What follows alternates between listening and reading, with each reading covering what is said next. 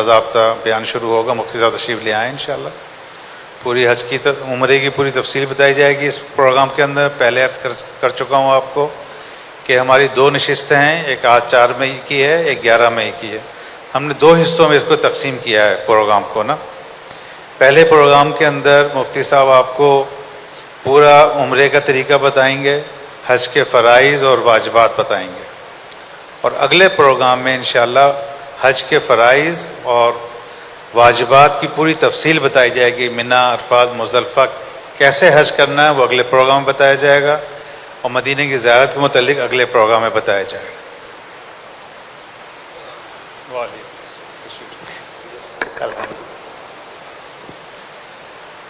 مفتی صاحب تشریف لے آئیں تھے۔ اسے انتظامی امور کے اندر بھی ہم نے 2 حصوں میں تقسیم کیا ہے۔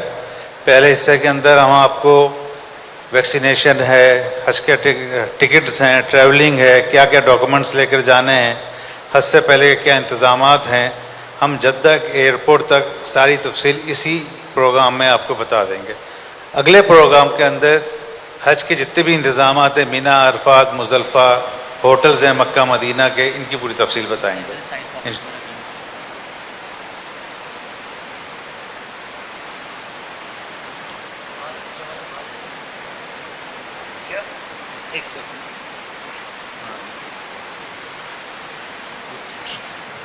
حافظ نعمان کا ہے،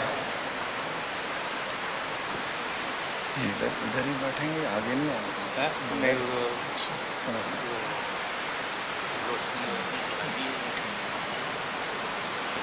اس کو ہٹانا ہے۔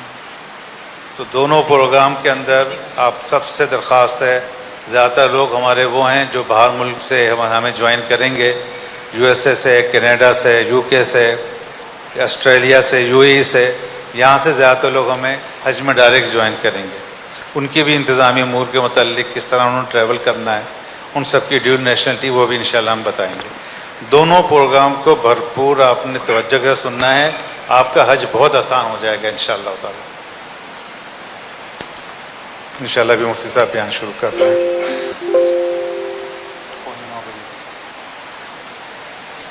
بھی تو لینا ہے نا۔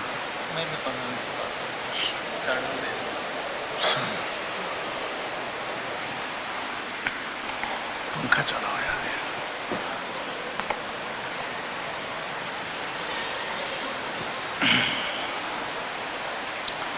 اس کو پکڑنا ضروری ہے۔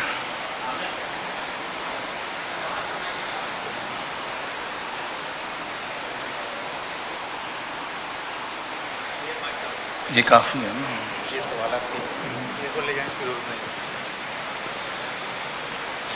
السلام علیکم ورحمۃ اللہ وبرکاتہ۔ بسم اللہ الرحمن الرحیم۔ الحمد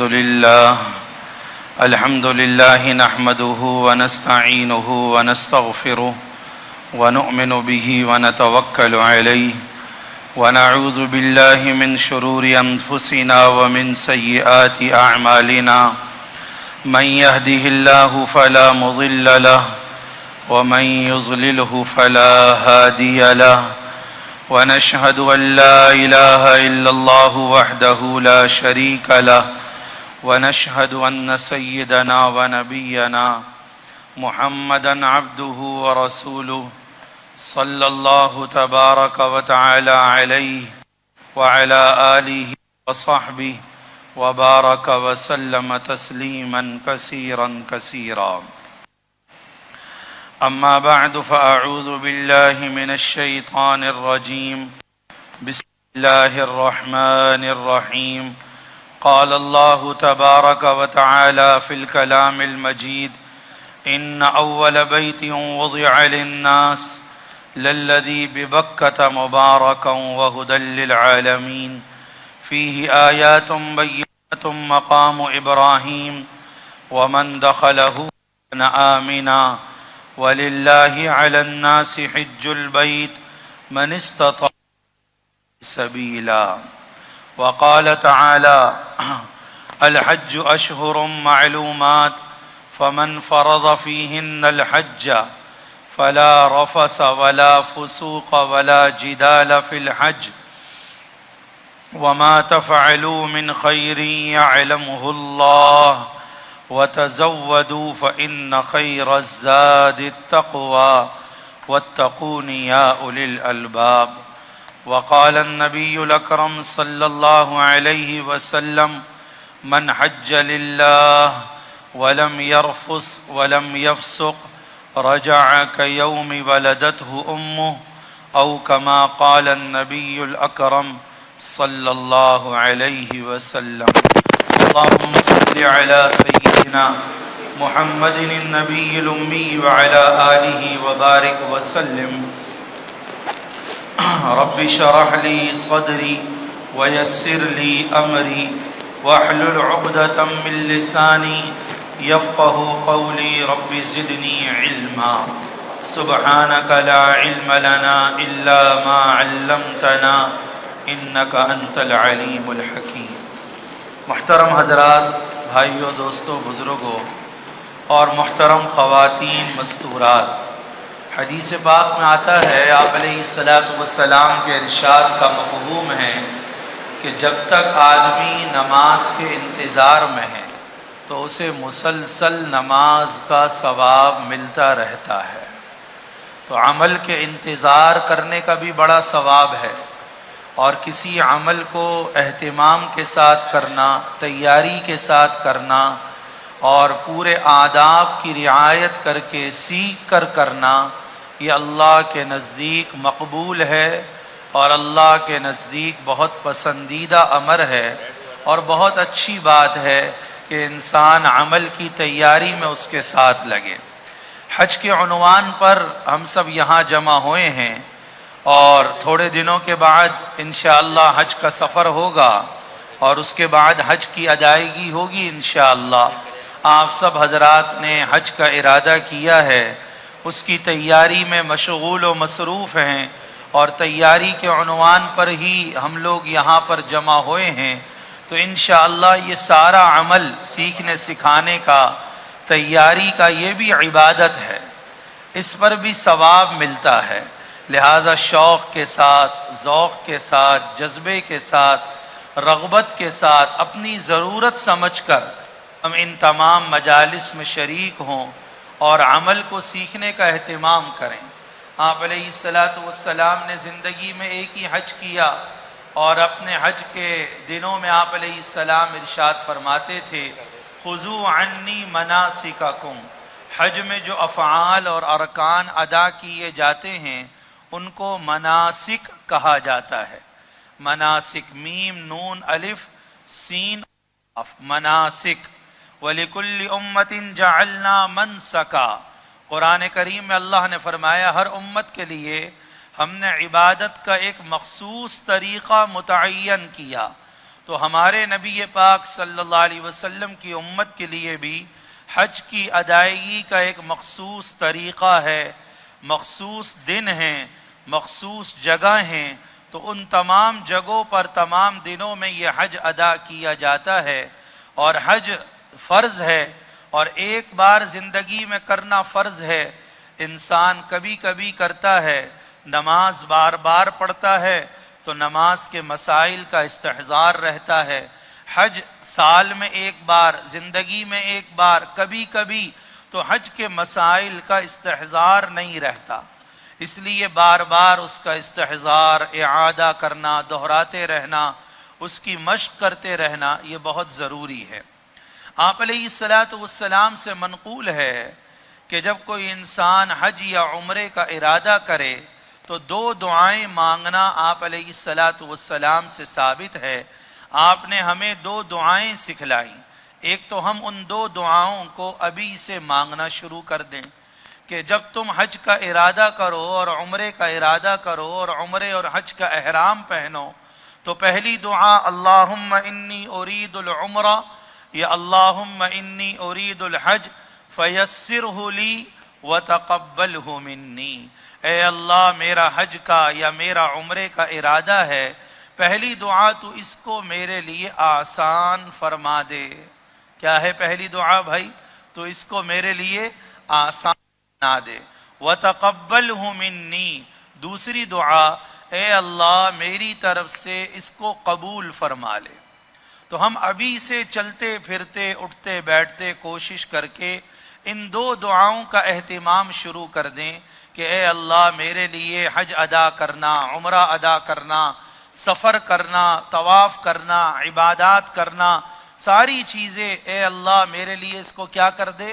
آسان کر دے، چونکہ اللہ کے آسان کرنے سے آسان ہوگا۔ ایک اور دعا کی عمومی دعا ہے، اللہم لا سہل الا ما جعلتہ سہلا، اے اللہ آسان تو وہی ہے جس کو آپ آسان بنا دیں۔ وَأَنْتَ تَجْعَلُ الْحَزَنَ سَهْلًا إِذَا شِئْتَ، اور جب آپ چاہیں تو آپ کے چاہنے پر بڑی سے بڑی مشکل بھی آپ آسان کر دیتے ہیں۔ انسان پیسہ بھی خرچ کرتا ہے، تدبیر بھی اختیار کرتا ہے، امور بھی پورے مہیا کرتا ہے، ٹھیک ہے، سب چیزیں کرنی چاہیے۔ کہ آپ علیہ السلام نے فرمایا ابو ذر، حسن تدبیر سے بڑھ کے کوئی عقل مندی نہیں، کہ آدمی اپنے لیے اچھی تدبیر اختیار کرے، اچھا انتظام اختیار کرے، آدمی اپنے لیے اچھی سہولت کو چنے، یہ ضرور کرنا چاہیے، اور آدمی اس کے لیے پیسے بھی خرچ کرتا ہے، لیکن بھروسہ اپنے انتظام پر نہ ہو، بھروسہ اپنے پیسے خرچ کرنے پر نہ ہو، یا بھروسہ اپنی ذات پر یا اپنی طاقت پر یا اپنے تجربے پر نہ ہو، بھروسہ کس پر ہو؟ اللہ پر۔ فَإِذَا عَزَمْتَ فَتَوَكَّلْ عَلَى اللَّهِ، کہ جب تم کسی کام کا پختہ ارادہ کر لو تو بھروسہ اللہ پر بھروسہ کرو۔ ان اللہ یحب المتوکلین، بے شک اللہ توکل اختیار کرنے والوں سے بہت محبت کرتا ہے۔ تو اللہ سے ہم نے قدم قدم پر آسانی مانگنی ہے، اور آسانی مانگنے کے ساتھ ساتھ ایسی تدبیر اختیار کرنی ہے کہ ہمارے لیے بھی آسانی پیدا ہوتی جائے۔ بعض دفعہ ہم اپنے آپ کو خود ہی مشکل میں ڈال دیتے ہیں۔ جیسے ایک مثال دیتا ہوں، حجر اسود کو بوسہ دینا سنت ہے، لیکن اس سنت کو حاصل کرنے کے لیے بعض دفعہ مرد اور عورتیں اپنے آپ کو اتنی مشقت میں ڈال دیتے اور ڈال دیتی ہیں کہ انسان کی جان کے لالے پڑ جاتے ہیں، طبیعت خراب ہو جاتی ہے، سانس پھول جاتا ہے، چکر آ جاتے ہیں۔ تو یہ کیا ہے؟ بلا وجہ اپنے آپ کو ہم نے مشقت میں ڈال دیا۔ جب اللہ نے ایک چھوٹ دی ہے، ایک سہولت دی ہے کہ جو دور سے حجر اسود کو یوں ہاتھ کا اشارہ کر کے چوم لے گا، گویا اس نے حجر اسود کو بوسہ دے دیا، تو بلا وجہ اپنے آپ کو مشقت میں ڈالنے کی کیا ضرورت ہے؟ اب بہت سے لوگوں کو بڑا شوق ہوتا ہے خوب طواف کرنے کا، اچھی بات ہے، اب وہ گرمی میں بھی طواف کر رہے ہیں، دن رات طواف کر رہے ہیں، طبیعت خراب ہو گئی، حج کے دن آ گئے تو طبیعت خراب، اصل جس کام کے لیے گئے تھے اس سے پہلے ہمتیں ڈھیر ہو جاتی ہیں۔ تو یہ ساری چیزیں سوچنے سمجھنے کی ہیں کہ جذبہ تو بہت اچھی بات ہے، شوق تو بہت اچھی بات ہے، لیکن دین شوق پورا کرنے کا نام نہیں، دین تو حکم کو پورا کرنے کا نام ہے۔ اور اللہ کسی انسان کو اس کی طاقت سے زیادہ کا مکلف نہیں بناتا، اور حضور علیہ السلام سے زیادہ عزم والا، ہمت والا کون ہوگا؟ لیکن آپ علیہ السلام کے بارے میں آتا ہے کہ ما خیر النبی صلی اللہ علیہ وسلم بین امرین، آپ علیہ السلام کو جب بھی دو باتوں میں اختیار دیا جاتا، آپ آسانی والے پہلو کو اختیار کرتے جب تک کہ وہ گناہ والی چیز نہ ہوتی۔ لیکن اس کا یہ مطلب بھی نہیں کہ ہماری طبیعتوں میں سستی غالب آ جائے، کاہلی غالب آ جائے کہ جی مولوی صاحب نے کہا تھا مشقت میں مت ڈالنا، لہٰذا ہوٹل میں بیٹھ کے آرام ہی کرتے رہیں، عبادت کرنے بالکل نہ جائیں، یہ مطلب بھی نہیں۔ سستی اور کاہلی تو اچھی چیز نہیں ہے، سستی اور کاہلی تو یہیں چھوڑ کر جانی ہے، چونکہ یہ ایک ہمت کا سفر ہے۔ اور آپ حضرات اور میرے حضرات جو باہر والے بھی سن رہے ہیں، وہ عموماً سفر کرتے رہتے ہوں گے، دنیا کے اعتبار سے، کاروبار کے اعتبار سے، تجارت کے اعتبار سے، تفریح کے اعتبار سے مختلف اسفار ٹریولنگ ہوتی رہتی ہے، لیکن یہ سفر ایک بالکل مختلف سفر ہے، یہ عشق کا سفر ہے۔ یہ اللہ کو راضی کر لینے کا سفر ہے، یہ محبت کا سفر ہے، یہ عزم کا سفر ہے، یہ ایک جذبے اور ہمت کا سفر. لہذا ابھی سے اپنا ذہن بنا کر جانا ہوگا کہ اس پورے سفر میں قدم قدم پر میں نے اللہ کو راضی بھی کرنا ہے، اللہ کو خوش بھی کرنا ہے، اللہ کو منانا بھی ہے، اور قدم قدم پر اس کی جو برسنے والی رحمتیں ہیں ان رحمتوں کو حاصل کر کے اپنے اجر و ثواب کو بڑھانا بھی ہے. جو جتنی ہمت اور مشقت اللہ کو اپنی دکھا دیتا ہے اللہ کے پاس سے اتنا اجر اور اتنا ثواب پا لیتا ہے. لہذا اس سفر میں کچھ تھکنا بھی ہوگا. تھکنا تو اس سفر کی سوغات ہے، تھکنا تو اس سفر کی لذت ہے، تھکے بغیر تو اس سفر کا مزہ نہیں. بہت ساری چیزیں اس سفر میں مزاج کے بھی خلاف ہوں گی، طبیعت کے بھی خلاف ہوں گی، اور میری عادات کے بھی خلاف ہوں گی. یہ سب اس سفر کی سوغات ہیں، چونکہ ان سب کے بدلے اللہ ملتا ہے، اللہ کی رضا ملتی ہے کہ آپ سب اللہ کے مہمان ہو. حدیث پاک میں آتا ہے الحجاج وفد اللہ، حج پہ آنے والے اللہ کے مہمان، اللہ کی نمائندہ جماعت. اتنے 1.5 ارب انسانوں میں سے اللہ کی نظر کرم، نظر انتخاب آپ پر پڑی ہے. ذہنوں کو یہ بات اپنے ذہنوں کو سمجھاتے رہیں کہ اپنی مرضی سے وہاں کوئی نہیں جاتا، پیسوں کی بنیاد پر وہاں نہیں جایا جاتا، وہاں تو اللہ کی طرف سے بلاوا آتا ہے، اس کی نظر انتخاب پڑتی ہے. اب ہم نے اللہ کے بلاوے کو سچا ثابت کرنا ہے. دلوں میں اللہ نے ڈالا، پیسہ بھی اللہ نے دیا، اور استطاعت بھی اللہ نے دی، توفیق بھی اللہ نے دی. سب اللہ کی مہربانی اور اس کے کرم کا نتیجہ ہے. لہذا بڑی خوش نصیبی کی بات ہے جو حج پہ جا رہے کہ الحجاج وفد اللہ، حج پہ جانے والے اللہ کے مہمان، اللہ کی نمائندہ جماعت. اللہ کیا اعزاز و اکرام دیتا ہے، گھر سے نکلنے سے لے کر گھر پہنچنے تک جو دعا اللہ سے مانگیں گے اللہ قبول کر لے گا. جس کے لیے اللہ سے مغفرت طلب کریں گے اللہ معاف کر دے گا.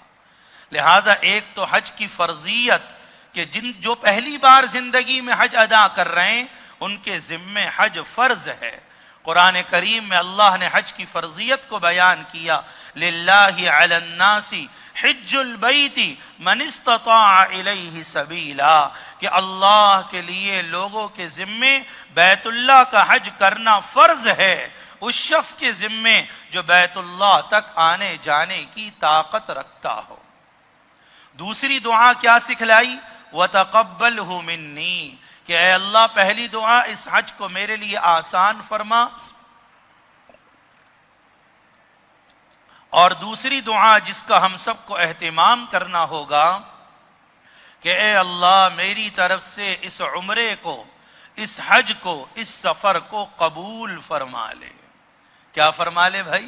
قبول فرما لے. قبولیت کی بہت زیادہ فکر ہو، اس کی فکر ہو کہ میرا ایک ایک عمل اللہ کو پسند آ جائے، میرے ایک ایک عمل سے اللہ راضی ہو جائے، میرے ایک ایک عمل کو اللہ قبول فرما لے. اور انشاءاللہ اللہ ضرور قبول فرماتا ہے اور فرمائے گا.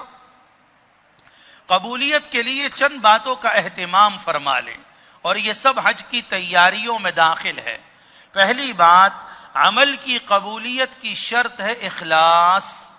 اخلاص کا کیا مطلب؟ صرف اللہ کی رضا کے لیے عمل کرنا، کوئی اور جذبہ نہ ہو، کوئی اور نیت نہ ہو، کوئی اور مقصد نہ ہو.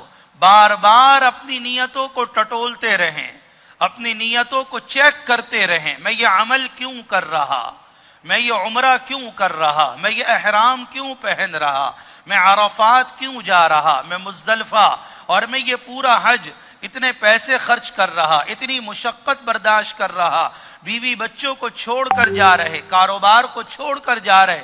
کیوں؟ سارے عمل میں ایک جذبہ، بولیے کہ اللہ راضی ہو جائے. بولو بھائی، کون راضی ہو جائے؟ اللہ راضی ہو. بس بار بار اس کو دہراتے رہنا. اللہ نے قرآن کریم میں جہاں حج کی فرضیت کو بیان کیا، 4 پارے کی آیت جو ابھی میں نے آپ کے سامنے پڑھی، اس میں حج کی فرضیت کا بیان بعد میں ہے. اس سب سے پہلے اللہ نے کیا فرمایا؟ للہ، للہ علی الناس حج البیت، للہ کا ترجمہ اللہ کے لیے، علی الناس کا ترجمہ لوگوں کے ذمے فرض ہے، حج البیت بیت اللہ کا حج کرنا، یہ پوری آیت کا ترجمہ میں نے آپ کو بتایا۔ تو فرضیت کا بیان بعد میں، للہیت کا بیان پہلے۔ للہ کا کیا ترجمہ؟ اللہ کے لیے۔ تو اس لیے اخلاص ہر عمل کی قبولیت کی شرط ہے کہ ہمارا یہ سارا عمل صرف کس لیے ہو کہ کون راضی ہو جائے؟ اللہ راضی ہو جائے۔ بار بار اپنی نیتوں کو ٹٹولتے رہنا، چیک کرتے رہنا۔ اب ایک حدیث سنیے، میرے آقا محمد الرسول اللہ، سب کہیے صلی اللہ علیہ وسلم نے ارشاد فرمایا، من حج للہ، جس نے اللہ کے لیے حج کیا، پہلی شرط نیتوں کی درستگی، اللہ کے لیے حج کیا اور دو کام حج میں نہیں کیے، ولم یرفس، کسی قسم کی بے حیائی کی بات، کوئی بیہودہ خیال، بیہودہ گفتگو زبان سے نہیں نکالی، دماغ کو بھی بے حیائی کے خیالات سے پاک رکھا، پوری دنیا کا وہاں پر اجتماع، مرد اور عورت کا اختلاط، وہاں پر اپنے اس چیز پر حفاظت کرنا، اپنی نظروں کی حفاظت کرنا بہت ضروری۔ اور یہ انسان کے ایمان کا امتحان کہ لاکھ کوشش کے باوجود مکہ مکرمہ اور حرم مکی میں مرد اور عورتوں کو الگ نہیں کیا جا سکا۔ طواف میں مرد اور عورتیں اکٹھے۔ اب اس کا یہ مطلب نہیں کہ ہمارے لیے عورتوں کو دیکھنا جائز ہو جائے گا، یا ہمارے لیے عورتوں کا ہمارے جسم کا ان سے ٹچ ہونا، مس ہونا یہ جائز ہو جائے گا، نہیں۔ لم یرفس، کسی قسم کا بیہودہ بات، بیہودہ حرکت، بیہودہ خیال، ولم یفسق، اور پورے حج میں کوئی گناہ کا کام نہیں کیا۔ حدیث پاک میں آتا علیہ السلام نے فرمایا، وہ ایسے واپس لوٹتا ہے جیسے آج ہی اس کی ماں نے اسے جنا ہو، سارے پچھلے گناہ معاف۔ رجع کیوم ولدتہ امہ، حج آداب والا، حج خیال کا، حج جو ہے پورے اہتمام کے ساتھ کہ اس اللہ کی رضا کا جذبہ، کوئی اخلاص کے خلاف کام نہ ہو، اپنے عمل کو جتلایا نہ جائے، کسی کے سامنے اپنے عمل کو ظاہر نہ کیا جائے۔ اور ایک بات جو اور بڑے ادب سے عرض کرنا چاہتا ہوں کہ آج کل بہت زیادہ ہمارے معاشرے میں ایک چیز عام ہوتی جا رہی ہے، تصویریں بنوانا، فوٹو بنوانا اور پوسٹیں بنوانا، پھر اس کو فیس بک پہ ڈال رہے ہیں، اپنے پیج پہ لگا رہے ہیں، کوئی احرام کی تصویر کھینچ کے لگا رہا ہے، کوئی حجر اسود کو بوسہ دینے کی تصویر، کوئی طواف کی تصویر۔ تو بھائی تصویر کھینچنا جائز ہے یا نہیں، یہ بھی ایک مختلف فی مسئلہ ہے، علماء کا اس کے بارے میں اختلاف ہے۔ چلو بعض جگہ مجبوری ہوتی ہے، لیکن یہ جو سب کچھ ہمارا حاجی انفرادی طور پر کر رہا ہوتا ہے، یہ مجبوری میں نہیں، یہ شوق میں کر رہا ہوتا ہے، کوئی مجبوری نہیں ہے۔ گروپ والوں کی بعض دفعہ کوئی مجبوری ہوتی ہے، لیکن انفرادی طور پر جو اپنی سیلفیاں لی جا رہی ہیں یا کسی سے کہا جا رہا ہے تصویر بنوائیں، تو حج جیسے مبارک عمل میں اس سے جتنا ہم اجتناب کریں گے اتنا اچھا ہے، جتنا بچیں گے اتنا اچھا ہے۔ بعض دفعہ پیچھے سے بچے کہتے ہیں، رشتہ دار کہتے ہیں ذرا اپنی تصویر تو کھینچ کر بھیجو، تو ہم ان کو خوش کرنے کے لیے تصویریں بھیج دیتے ہیں۔ تو اس کا ذرا خیال کر لیں کہ کہیں ایسا تو نہیں کہ اس کی وجہ سے ہمارا ثواب ضائع تو نہیں ہو رہا، ہمارا ثواب کم تو نہیں ہو رہا، چونکہ ہم نے تو سارے ارکان کس کے لیے کرنے؟ اللہ کے لیے۔ اور جس اللہ کے لیے کرنے اس کو کیا تصویروں کی ضرورت ہے دکھلانے کے لیے؟ اس کو تو میرے ایک ایک عمل کا پورا پتہ، میری ایک ایک حرکت سے پورا واقف، اس کو سب پتہ ہے یہ بندہ کب کیا کر رہا۔ تو لہذا یہ تصویروں کے عمل میں لگ کر روحانیت ختم ہو جاتی ہے اور انسان کی توجہ عمل سے ہٹ جاتی ہے۔ اب دیکھو نا، طواف کے دوران پوری توجہ اللہ کی طرف ہونی چاہیے۔ اب اگر میں اس میں سیلفی بنوانے میں، تصویریں کھنچوانے میں لگ جاؤں گا تو توجہ تو اللہ کی طرف نہیں رہی، اور پھر اس کو میں ڈال دوں گا مختلف میڈیاؤں پر، سوشل میڈیا پر، تو اس سے میں کیا چاہتا ہوں؟ لوگوں کو اپنا حاجی ہونا دکھلانا چاہتا ہوں، لوگوں کو اپنا عمل دکھلانا چاہتا ہوں، تو اسی کا نام تو ریا ہے، اسی کا نام تو دکھلاوا ہے، اسی سے تو بچنا ہے کہ صلوات والسلام نے فرمایا مجھے تم پر شرک اکبر، بڑے شرک کہ تم بت پرستی کرو گے، اس کا خوف نہیں ہے، مجھے خوف اس بات کا ہے شرک اصغر کا، چھوٹا شرک۔ چھوٹا شرک کیا ہے؟ ریا، دکھلاوا۔ آپ نے فرمایا وہ تمہاری طرف ایسے سرایت کرے گا جیسے چیونٹی کی رفتار کے مانند، تمہیں پتہ بھی نہیں چلے گا۔ آپ علیہ الصلوۃ والسلام روزانہ کی دعاؤں میں اس سے پناہ مانگتے تھے کہ اے اللہ میں شہرت کے جذبے سے اور ریا اور دکھلاوے کے جذبے سے میں آپ کی پناہ مانگتا ہوں۔ اللہ والوں کے بارے میں آتا ہے وہ اپنے عمل کو چھپاتے تھے۔ ایک بزرگ 40 سال ان کے ایسے گزرے کہ رات کے 3-4 گھنٹے وہ روتے ہوئے گزارتے تھے، روتے رہتے تھے۔ 40 سال تک ان کے پہلو میں سونے والی بیوی کو یہ نہیں پتا چل سکا کہ یہ رات کو اتنا روتے ہیں، اتنا اپنے عمل کو چھپایا جاتا تھا وہاں۔ ایک بزرگ دکان پہ بیٹھ کے قرآن پڑھتے رہتے اور اپنے ملازم سے کہا ہوا تھا جو ہی گاہک آئے مجھے بتانا، جو ہی گاہک آتا کاغذ قلم لے کر حساب و کتاب شروع کر دیتے تاکہ میرے قرآن پڑھنے کے عمل کا کسی کو پتہ نہ چلے۔ تو اللہ والوں کی شان ہے اپنے عمل کو چھپانا، دکھلانا نہیں، ظاہر نہیں کرنا۔ تو چھپنے کا شوق نہ ہو، ظاہر ہونے کا شوق نہ ہو، چھپنے کا شوق ہو۔ اپنے عمل کو چھپایا جائے کہ جس سے بدلہ لینا ہے اس کو سب کچھ پتا، اور جس نے کچھ دینا نہیں، مخلوق نے کیا دینا ہے ہمیں، مخلوق سے کیا لینا۔ تو بہرحال اخلاص ہر عمل کی قبولیت کی پہلی شرط ہے۔ دوسری شرط عمل کی قبولیت کے لیے ضروری ہے اتباع سنت۔ کوشش کریں ہمارا ہر عمل سنت کے مطابق ہو۔ حج سنت کے مطابق ادا کرنے کی کوشش کریں۔ حج کے فرائض بھی ہیں، واجبات بھی ہیں، اور حج کی سنتیں بھی ہیں۔ اور وہ کیسے سنت کے مطابق ادا ہوگا؟ اس کے لیے حج کو سیکھ کر کرنا ہوگا۔ سیکھ کر کرنے کے لیے چند باتوں کا ہم اہتمام کر لیں۔ جتنے دن ابھی حج میں باقی ہیں، سامان وغیرہ کی تیاری تو آپ حضرات کر رہے ہوں گے، لیکن حج کی اصل تیاری یہ ہے کہ ہم حج کو سیکھنا شروع کریں، فضائل کو بھی، مسائل کو بھی، آداب کو بھی، سنتوں کو بھی۔ اس کے لیے بہترین کتاب ہے حضرت شیخ الحدیث رحمت اللہ علیہ کی فضائل حج۔ ہر حج پہ جانے والا کم از کم مرد اور عورت انفرادی طور پر 2 مرتبہ اس کا مطالعہ کر لیں، اور 1 مرتبہ اجتماعی طور پر حج پہ جانے سے پہلے جو لوگ حج پہ جا رہے ہیں ان کے گھر میں اجتماعی تعلیم کے اندر وہ کتاب کم از کم 1 مرتبہ ختم ہو جائے۔ اس طرح 3 مرتبہ کم از کم اس کتاب کا پہلے مطالعہ کر لیں تو بہت ساری چیزیں حج کے لیے ہمارے لیے آسان ہو جائیں گی۔ نمبر 2، حج کے تیاریوں میں سے ایک تیاری کیا ہے کہ حج کی روح اور حج کی جان، بلکہ ہر عمل کی روح اور جان اللہ کا ذکر ہے۔ اللہ حج میں بھی یہ چاہتا ہے کہ میرے بندے کثرت سے میرا ذکر کریں۔ وَإِذَا قَضَيْتُم مَّنَاسِكَكُمْ فَاذْكُرُوا اللَّهَ كَذِكْرِكُمْ آبَاءَكُمْ، کہ جب تم حج کے مناسک ادا کر لو تو کثرت سے اللہ کا ذکر کرو۔ اب ہر موقع محل کی مسنون دعا یہ اللہ کا سب سے بڑا ذکر ہے۔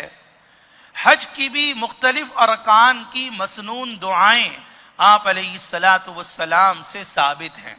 دعائیں بے شک چھپی ہوئی ہیں، ان کے کارڈ بھی بنے ہوئے، موبائلوں پر بھی آپ کی وہ دعائیں آ جائیں گی۔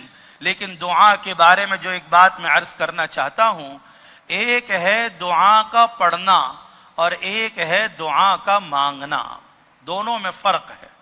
دعا پڑھنے کا ہمیں حکم نہیں ہے، ہمیں اللہ سے دعا مانگنے کا حکم ہے۔ جو دل کی گہرائی کے ساتھ، پوری توجہ کے ساتھ دعا مانگی جاتی ہے اس کی تاثیر الگ ہے۔ ایک لکھی ہوئی دعا پڑھ لی ٹھیک ہے، اس کی بھی میں فائدے سے وہ بھی خالی نہیں، فائدہ اس کو بھی ہو جائے گا، لیکن اصل کیا ہے کہ ہم اپنے دل کی گہرائیوں سے اللہ سے دعا مانگ رہے ہوں۔ اب کس موقع محل کی کون سی مسنون دعا آپ علیہ الصلاۃ والسلام سے ثابت ہے؟ جس موقع کی جو دعا آپ نے سکھلائی اور امت کے سامنے پڑھ کر سنائی، اس سے زیادہ کوئی افضل دعا اس موقع کی ہو ہی نہیں سکتی۔ اس سے زیادہ افضل دعا اس موقع کی اگر ہوتی تو آپ علیہ السلام امت کو اس کی تعلیم دیتے۔ تو لہٰذا حج کے موقع کی جو مسنون دعائیں ہیں ان کو ہم ابھی سے یاد کرنا شروع کر دیں۔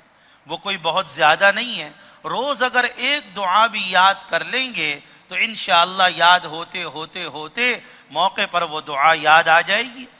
اور دوسری بات، اگر بالفرض عربی میں وہ دعا یاد نہیں ہو سکی، عربی کے الفاظ تو حضور اکرم صلی اللہ علیہ وسلم کے نکلے ہوئے ہیں، ان کی تو روحانیت اور تاثیر بہت زیادہ، اگر عربی میں یاد نہیں ہو سکی تو ہم اردو میں اس کا ترجمہ ہی یاد کر لیں اور اس موقع پر اردو میں اللہ سے وہ دعا مانگ لیں۔ لیکن دعا پڑھنے سے زیادہ بہتر مانگنا ہے، چاہے اردو میں ہی وہ دعا کیوں نہ مانگی جائے، چونکہ اللہ تو زبانوں کا محتاج نہیں ہے، اللہ تو ہر زبان جانتا ہے۔ تو حج کی تیاریوں میں سے اور اپنے حج کو قبول کرانے کی فکر میں سے ایک بات یہ ہے کہ ہم مسنون دعائیں، اور جو حج کا خاص شعار ہے اور حج کا سب سے بڑا ذکر ہے اور جو حاجی کی پہچان ہے اور جو حاجی کی مخصوص علامت ہے، وہ ہے کثرت سے تلبیہ پڑھنا۔ پڑھیے میرے ساتھ، لبیک اللہم لبیک، بولیے زور سے بولیے، لبیک اللہم لبیک لبیک لا شریک لک لبیک ان الحمد والنعمت لک والملک لا شریک لک لبیک اللہم لبیک لبیک لا شریک لک لبیک ان الحمد والنعمت لک والملک لا شریک لک لبیک اللہم لبیک لبیک لا شریک لک لبیک ان الحمد والنعمت لک والملک لا شریک لک۔ لہذا یہ تلبیہ صحیح الفاظ کے ساتھ، اچھی آواز کے ساتھ، اچھے لہجے کے ساتھ پڑھنے کی ابھی سے ہم مشق کریں۔ یہ حج کی اہم ترین تیاری ہے۔ آپ علیہ السلام سے پوچھا گیا افضل ترین حج کون سا؟ آپ علیہ السلام نے فرمایا جس میں تلبیے کی آواز کا شور بلند ہو، جس میں تلبیے کی آواز کا شور بلند۔ اللہ کچھ سالوں سے لے کے جا رہا، اللہ توفیق عطا فرماتا رہے۔ پہلے ہم جب پہلے حاضری ہوتی تھی تو کافی تلبیے کی اونچی آوازیں سنائی دی جاتی تھی، لیکن اب کچھ سالوں سے حاجی تلبیہ پڑھنے میں بڑا کنجوس واقع ہو گیا۔ بسوں کی بسیں گزر رہی ہوتی ہیں اور تلبیے کی آواز ہی نہیں۔ حالانکہ اللہ یہ چاہتا ہے کہ حج میں مرد حضرات تلبیے کی آواز بلند کریں، اونچی آواز سے۔ ہاں، چیخنا نہیں ہے، چلانا نہیں ہے، اپنے اوپر بوجھ نہیں ڈالنا، لیکن اگر سب حضرات اپنی ذرا سی اونچی آواز میں تلبیہ پڑھیں گے تو ایک فضا بنتی ہے، غفلت دور ہوتی ہے۔ پھر اس کے معنی کا استحضار کہ ایسے تلبیہ پڑھنا جیسے کوئی بھگوڑا مجرم ذلیل غلام کو آقا کے دربار میں پیش کیا جا رہا ہو اور وہ اپنے تمام تر گناہوں کے بوجھ کے ساتھ، شرمندگی کے ساتھ آقا کے دربار میں پیش ہونے کے لیے تیار ہو اور اللہ کی رحمت کی پوری امید ہو۔ تو دونوں باتیں، اپنے گناہوں پر شرمساری اور اللہ کی رحمت سے پوری امید، اس ترتیب سے جب تلبیہ پڑھا جائے گا دل کی گہرائیوں کے ساتھ، کیا ترجمہ؟ لبیک اللہم لبیک، اے اللہ میں حاضر۔ کیا مطلب؟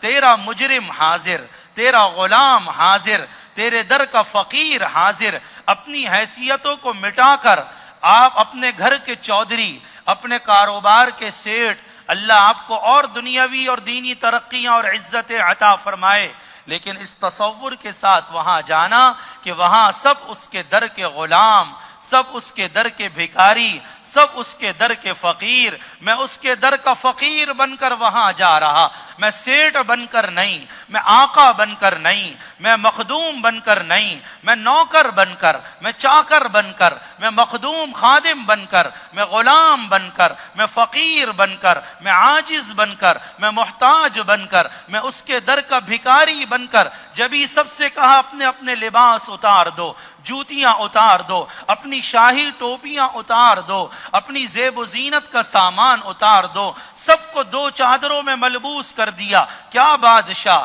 کیا امیر، کیا غریب، کیا فقیر، کیا بہت بڑا کروڑ پتی، ارب پتی، اور کیا منگتا، سب اس کے در کے منگتے بن کر آج اس کے دربار میں سب دو چادروں میں ملبوس ہو کر حاضر ہوئے ہو۔ اپنی حیثیت پہچاننا، اپنے حیثیت کو پہچاننا کہ تکبر کی وہاں گنجائش نہیں، کبر کی وہاں گنجائش نہیں، اپنا مرتبہ وہاں قائم نہ کرنا، اپنے آپ کو بڑا نہ سمجھنا کہ بڑا کون ہے، بولو اللہ۔ اسی لیے کعبے پر پہلی نگاہ پڑتے ہی اللہ اکبر، اللہ اکبر، اللہ اکبر، لا الہ الا اللہ 3 مرتبہ بولا جاتا، اللہ بڑا ہے، اللہ بڑا ہے، اللہ بڑا ہے، اللہ کے علاوہ کوئی معبود نہیں۔ تو لبیک پڑھتے ہوئے ذہن میں کیا استحضار کہ اے اللہ تیرا مجرم، تیرا غریب، تیرے در کا حقیر، جتنی عاجزی ان کی ساری اور جتنی احتیاج اور اپنا فقر اللہ کو وہاں دکھا دیں گے،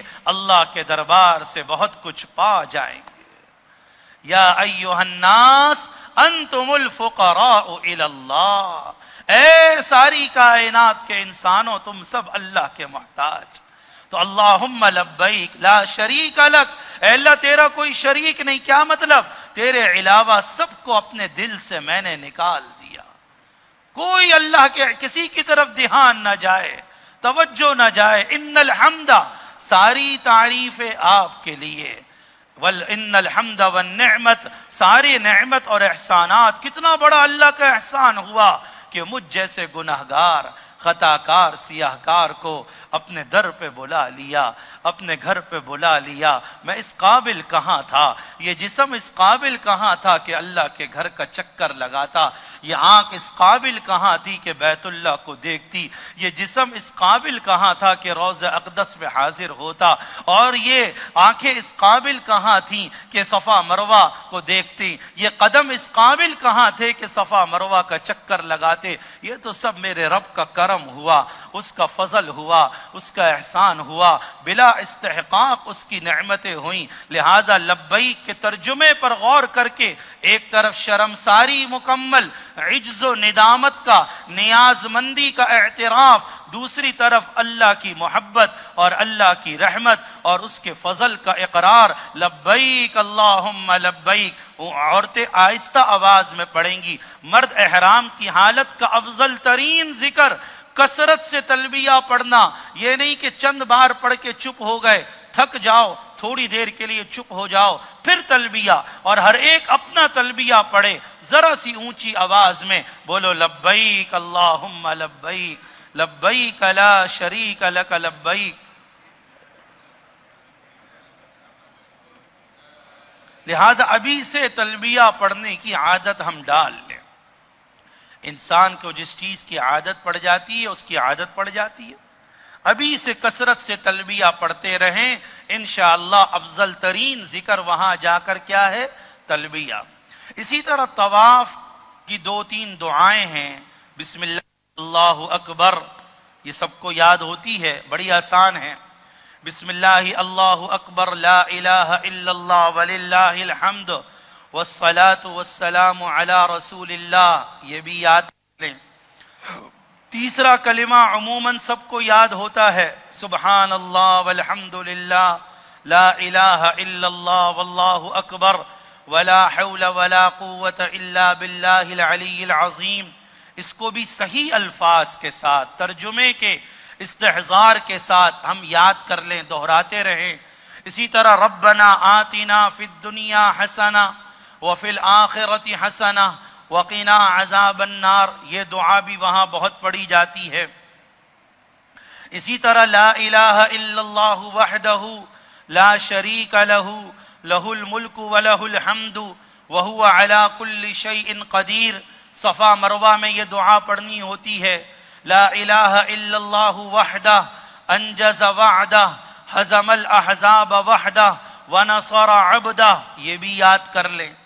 میلین اخضرین کے درمیان جب دوڑنا ہوتا ہے تو رب اغفر ورحم وتجاوز عما تعلم انک انت الاعز الاکرم. یہ بھی چھوٹی سی دعا ہے, یہ بھی دعا ہم یاد کر لیں. ربنا ظلمنا انفسنا وان لم تغفر لنا وترحمنا لنکونن من الخاسرین. یہ بھی یاد کر لیں. عرفات میں چوتھا کلمہ سورہ اخلاص وغیرہ اہتمام سے پڑھا جاتا ہے. ان دعاؤں کو یاد کر لیں. حضور اکرم صلی اللہ علیہ وسلم کے روضہ اقدس شریف کے سامنے حاضر ہو کر آپ پر درود و سلام کیسے پڑھنا ہے, ان درود و سلام کے الفاظ کیا ہیں؟ الصلاۃ والسلام علیک یا رسول اللہ, الصلاۃ والسلام علیک یا حبیب اللہ, الصلاۃ والسلام علیک یا خیر خلق اللہ. اور پھر حضرت ابو بکر پر کیسے درود و سلام پڑھنا ہے, حضرت عمر رضی اللہ تعالی عنہ پر کیسے درود و سلام پڑھنا ہے, پھر ان دونوں حضرات پر مشترکہ کیسے پڑھنا ہے. ان الفاظ کو بھی ہم ابھی سے یاد کر لیں. یہ ذرا تھوڑے سے چونکہ ہمارے عام روزمرہ کے معمولات میں نہیں ہیں, ابھی سے ان الفاظ کو یاد کرتے رہیں. کنکری مارنے کی دعا ہے بسم اللہ اللہ اکبر رغمن للشیطان رضن للرحمن. بسم اللہ اللہ اکبر رغمن للشیطان رضن للرحمن. اس دعا کو بھی ہم یاد کر لیں. اور پھر وہاں اللہ سے لمبی لمبی دعائیں مانگنی ہوتی ہیں. عرفات کی افضل ترین عبادت دعا ہے. ابھی سے لمبی لمبی دعائیں مانگنے کی مشق کریں, دعائیں سیکھیں. جو دعائیں آپ علیہ السلام نے مانگی ان کو یاد کریں تاکہ وہاں جا کر دعا مانگنا آسان ہو جائے. ذکر کرنے کی ابھی سے عادت ڈالیں تاکہ وہاں جا کر اللہ کا ذکر کرنا آسان ہو جائے. تو یہ سب حج کی تیاریوں میں داخل ہے کہ ہم فضائل حج کا بھی مطالعہ کریں, حج کے آداب بھی سیکھیں, حج کے مسائل بھی سیکھیں اور دعائیں بھی سیکھیں. کوشش کریں گے نا انشاءاللہ. حج کی تیاریوں میں سے ایک بڑی اہم تیاری جو وہاں کے اعتبار سے بڑی مفید اور کارآمد, جس کو اللہ نے قرآن کریم میں بیان کیا, اور اللہ قرآن کریم میں اہم ترین چیز کو بیان کرتا ہے. مسائل اللہ نے قرآن پاک میں بیان نہیں کیے, مسائل حج کے آپ علیہ السلام نے احادیث مبارکہ میں بیان کیے ہیں. لیکن حج سے متعلق 3 باتیں اللہ نے قرآن کریم میں بیان کی ہیں کہ تم نے حج میں یہ 3 کام بالکل نہیں کرنے. دوسرا پارہ الحج اشہر معلومات, کہ حج چند معین مہینوں میں ادا کیا جاتا ہے. یہ حج کے مہینے چل رہے ہیں. یکم شوال سے 10 ذی الحجہ تک کے جو 2 مہینے 10 دن ہیں یہ حج کے مہینے کہلاتے ہیں. چونکہ پہلے زمانے میں پیدل سفر, اونٹوں کا سفر کئی مہینوں میں سفر ہوتا تھا, تو 6 مہینے میں حاجی بیت اللہ پہنچتا تھا اور ایک عجیب کیفیت بنتی تھی, ایک جذبہ, ایک شوق, ایک رغبت, ایک طلب. احرام پہنا ہوا ہے, میلے کچیلے ہیں, حج کے قربانی کا جانور ساتھ ہے, صبح سے دوپہر تک چل لیں, پھر پڑاؤ ڈال لیں, پھر چل لیں, پھر پڑاؤ ڈال لیں. حج ایک عجیب تیاریوں کے ساتھ. اور حتیٰ کہ چند سالوں پہلے جو پانی کے جہاز سے 8 دن میں پہنچتے تھے ان کا بھی بڑا عجیب حج ہوتا تھا. آج تو کیا ہوتا ہے, کاروبار سے اٹھے اور ایئرپورٹ پہنچے اور جہاز میں بیٹھے اور سیدھا بیت اللہ پہنچ گئے. تو اس لیے وہ جذبہ اور شوق بن نہیں پاتا. تو حج کے اللہ نے صرف حج ادا تو 5 دنوں میں ہوتا ہے, لیکن اللہ کہتا ہے میں نے حج کے 2 مہینے 10 دن بنائے ہیں. الحج اشہر معلومات, حج کے چند معین مہینے ہیں. تو لہٰذا یہ پورے مہینے حج کی تیاریوں کے, زبانوں پہ حج, دلوں پہ حج, دماغوں پہ حج, حج کا شوق, حج کا جذبہ, حج کی رغبت, حج کے مسائل, حج کے فضائل, بس تذکرے تبصرے حج کے ہی ہوں, بیت اللہ کی طرف رغبت ہو، شوق ہو، ایک دل میں امنگ ہو کہ کب بیت اللہ پہنچیں گے، کب بیت اللہ پر پہلی نگاہ پڑے گی، کیسے حج میرا مقبول ہو جائے، کیسے میرا حج مبرور ہو جائے. کہ آپ علیہ السلام نے فرمایا کہ حج مبرور اللہ کی یہاں جنت کے علاوہ کچھ نہیں ہے. تو لہذا دعا کرو کہ اللہ ہم سب کے حج کو حج مبرور بنا دے. اللہ نے قرآن میں کیا فرمایا؟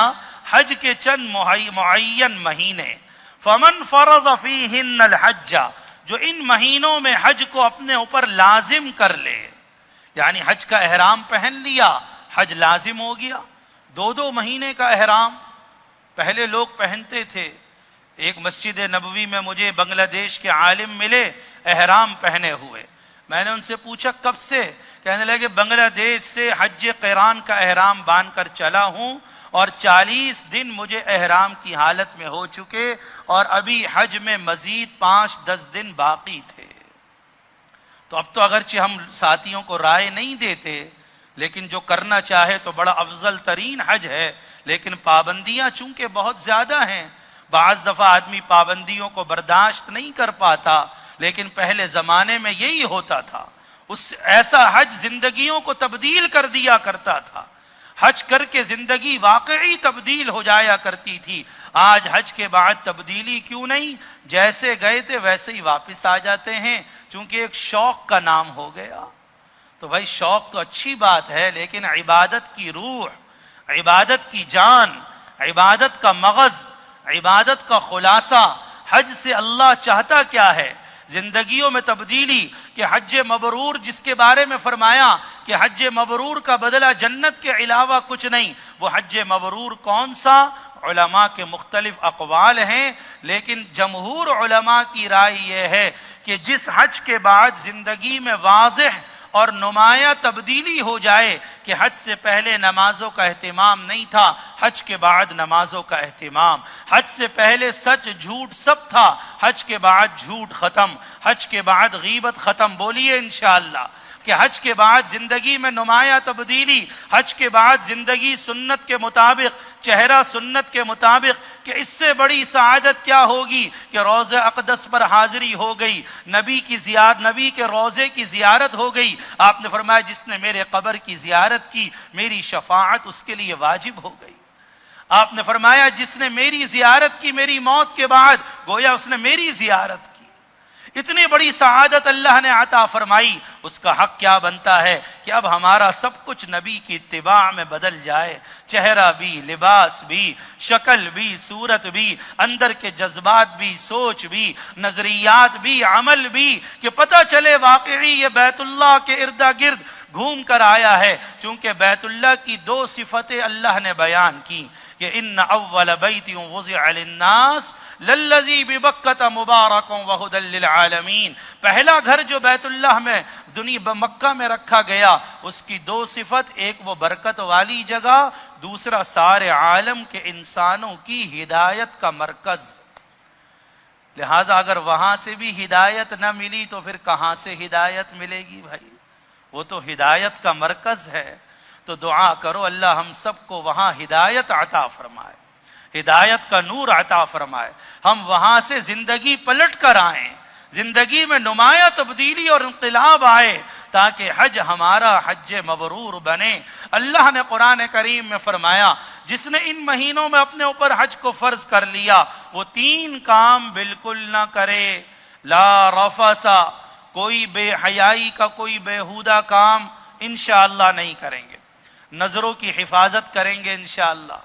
اچھا، نظروں کی حفاظت ریل میں بھی کرنی ہے کہ نامحرم پر نگاہ نہیں ڈالنی.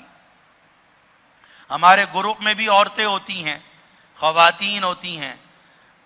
میری بیوی ایک کمرے میں ہے اور بھی عورتیں اس کمرے میں ہیں. اب مجھے اپنی بیوی سے کام ہے، اگر میں نے دروازہ کھول دیا تو بے پردگی ہو جائے گی اور سب پر نگاہ پڑ جائے گی. اندر عورتیں پتہ نہیں کس حال میں ہیں، انہیں تو نہیں پتا کہ کوئی آ کے دروازہ کھول دے گا. لہٰذا مجھے اپنی بیوی سے کام ہے اس کا طریقہ ہو، میں دروازہ بجا لوں، موبائل پہ رابطہ کر لوں، وہ بھی باہر آئے تو نقاب لگا کر آئے، منہ ڈھانک کر آئے. عورتیں بھی پردے کا اہتمام کریں. ان کی وجہ سے بھی بے پردگی نہ ہو، اور مرد حضرات بھی پردے کا پورا اہتمام، اپنے گروپ میں بھی پردے کا اہتمام، بس میں اہتمام، راستے میں اہتمام، طواف کرتے ہوئے اہتمام، آتے جاتے لا رفسا کسی اچھا وہاں پر شیطان ایک پٹی کیا پڑھاتا ہے کہ جی ہمارا تو دل صاف ہے، دل تھوڑی خراب ہے، اگر دیکھ لیا تو کیا ہوا، بات کر لی تو کیا ہوا؟ تو بھائی یہ شیطان کا ڈھکوسلا ہے، اس ڈھکوسلے میں نہیں آنا۔ اللہ کا قرآن میں بے شک آپ کا دل صاف ہے، میں کوئی آپ کو متہم نہیں قرار دے رہا، لیکن قرآن و سنت اور شریعت بیان کرنا میرا کام ہے۔ قرآن کریم میں جہاں اللہ نے یہ حکم دیا کہ ایمان والوں سے کہہ دو کہ اپنی نظروں کو جھکا لیں، وہاں اللہ نے یہ شرط نہیں لگائی کہ جب دل خراب ہو جب نظروں کو جھکائیں، یہ شرط لگائی اللہ نے، اور جب دل پاک ہو تو دیکھ لو۔ یہ تو کہیں وضاحت قرآن میں نہیں ہے، حدیث میں نہیں، یہ تو میری اپنی من گھڑت تشریحات ہیں، یہ تو شیطان کی ڈھکوسلی پٹیاں ہیں اور اس کی ڈھکوسلی باتیں جو مجھے اور آپ کو ورغلانے کے لیے ہیں۔ پورے قرآن میں، پورے حدیث میں، پوری صحابہ کی زندگی میں یہ شرط آپ کو کہیں نہیں ملے گی کہ پردہ کرنا اس وقت ضروری ہے جب دل خراب ہو یا دل میں غلط خیال، کہیں نہیں، مجھے آپ کہیں نہیں دکھا سکتے۔ وہاں تو مطلقاً حکم ہے کہ نامحرم کے سامنے نظر جھکا لو، نامحرم کو مت دیکھو۔ اور ایک اور بات شیطان نے کہہ دی کہ جی وہاں تو سب بہن بھائی ہوتے ہیں، ایسی بات نہیں ہے۔ حج کے سفر میں ہی آپ علیہ السلام کے پیچھے سواری پہ آپ کے چچزاد بھائی فضل بن عباس سوار ہیں، ان کی آپ کے پاس ایک عورت مسئلہ پوچھنے کے لیے آئی، اور تو ان کی نگاہ اس عورت پر پڑی، آپ نے اپنے ہاتھ سے ان کے چہرے کا رخ موڑ دیا۔ کیا ان سے زیادہ پاکیزہ دل والا کوئی ہوگا؟ بولیے بھائی، ان صحابی سے زیادہ پاکیزہ دل والا اور اس سے زیادہ پاکیزہ زمانہ کوئی ہوگا؟ لیکن آپ نے رخ موڑ دیا۔ تو بہرحال، اور میں اپنی گارنٹی نہیں دے سکتا کہ میرا دل پاک ہے، کون گارنٹی دے سکتا ہے آج اپنے بارے میں؟ اپنے آپ کو پاکیزہ مت قرار دیں، اللہ نے قرآن میں اس سے منع کیا کہ لا تزکو انفسکم۔ تو بہرحال وقت کم رہ گیا، لا رفسا کوئی بے حیائی کا بیہودہ بات نہ کرنی ہے نہ دیکھنی ہے، ولا فسوق کسی قسم کا گناہ۔ اچھا ایک بات رہ گئی، ریل میں بھی نہیں دیکھنا اور موبائل کے اندر بھی عورت کی تصویر کو نہیں دیکھنا، یہ بھی بے حیائی ہے، اس کا بھی اہتمام کریں۔ بعض دفعہ موبائل کھولتے ہوئے نہ چاہتے ہوئے بھی نگاہ پڑ جاتی ہے، تو ایسی ایپوں کو ڈیلیٹ کر دیں حج کے سفر میں جس کو کھولتے ہی عورت آ جاتی ہے، کوئی کام نہیں ہے اس کا۔ واٹس ایپ وغیرہ ضرورت کی چیز ہے، اس میں ٹھیک ہے تصویر اگر آپ لگاؤ گے تو آئے گی ورنہ نہیں آئے گی۔ ولا فسوق ولا جدال فی الحج، نمبر 3، حج میں کسی سے جھگڑا نہیں کرنا، اور وہاں شیطان بڑے جھگڑے کرواتا ہے، لہذا اپنی حیثیت کو مٹا کر فنا کر کے وہاں پر پہنچیں گے تو انشاءاللہ جھگڑا نہیں ہوگا۔ تو یہ 3 کام حج میں بالکل نہیں کرنے۔ جو بھی تم بھلائی کا کام کرو گے اللہ اس کو جانتا ہے، توشہ لے کر جاؤ، بہترین توشہ تقویٰ ہے۔ اللہ رب العزت ہم سب کو ویسے افعال اور مناسک ادا کرنے کی توفیق عطا فرمائے کہ ہمارا ایک ایک عمل اللہ کی رضا کا بھی ذریعہ بنے اور اللہ کو پسند بھی آ جائے۔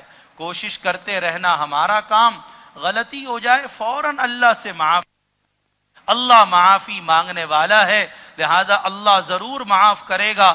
محنت کرتے رہیں، کوشش کرتے رہیں، قریب آنے کی کوشش کرتے رہیں، اچھا کرنے کی کوشش کرتے رہیں، اللہ ضرور اچھا کرنے کی توفیق عطا فرمائے گا۔ اب اگلی بات جو عرض کرنا چاہتا ہوں کہ اس سفر میں 3 اہم عبادتیں ہم ادا کرتے ہیں، ایک عمرے کی عبادت اور ایک حج کی عبادت اور ایک مدینہ منورہ اور مسجد نبوی اور روضہ اقدس صلی اللہ علیہ وسلم کے حاضری کی عبادت۔ 3 عبادتوں کو اس سفر میں ادا کیا جاتا ہے۔ آج عمرے سے متعلق کچھ باتیں عرض کرنا چاہتا ہوں۔ ہمارے گروپ کے جو لیڈر ہیں بھائی ظفر صاحب، عموماً ان کی طرف سے ہدایات ہوتی ہیں کہ ہمارے حاجی حج تمتع ادا کریں، تمتع کا مطلب کیا ہوتا ہے کہ یہاں سے اپنے ملک سے یا جہاں کہیں سے بھی آ رہے ہیں صرف عمرے کا احرام باندھ کر آئیں. دل میں تو یہ بھی ہوتا ہے کہ میں نے حج کرنا ہے، لیکن احرام صرف عمرے کا باندھیں اور وہاں آ کر بیت اللہ پہنچ کر عمرہ ادا کر کے اپنا احرام کھول دیں، اور اس کے بعد 7 ذی الحجہ کی رات یا 8 ذی الحجہ کی صبح جب حج کے ایام اور حج کے دن شروع ہو جاتے ہیں تو وہیں سے حج کا احرام باندھ کر منا پہنچا جائے. اس حج کو حج تمتع بولا جاتا ہے. تمتع، تا میم تا اور آخر میں عین، کیا نام ہے؟ تمتع. تمتع کا مطلب عربی زبان میں اس کا ترجمہ ہوتا ہے فائدہ اٹھانا، نفع حاصل کرنا. اس حج کو حج تمتع کیوں بولا جاتا ہے کہ سفر ایک تھا لیکن ایک سفر میں 2 عبادتوں کو جمع کرنے کی اللہ نے توفیق عطا فرمائی، اور ایک سفر میں ہم نے 2 عبادتوں کا فائدہ اٹھایا. اس لیے اس حج کا نام کیا پڑا؟ حج تمتع. تمتع کا مطلب سمجھ میں آ گیا کہ سفر ایک، لیکن ہمیں عمرے کے لیے علیحدہ سے سفر نہیں کرنا پڑا، حج کے لیے علیحدہ سے سفر نہیں کرنا پڑا، بلکہ ایک سفر میں 2 عبادتوں کا فائدہ ہم نے اٹھا لیا. اس وجہ سے اس حج کا نام کیا پڑ گیا؟ حج تمتع.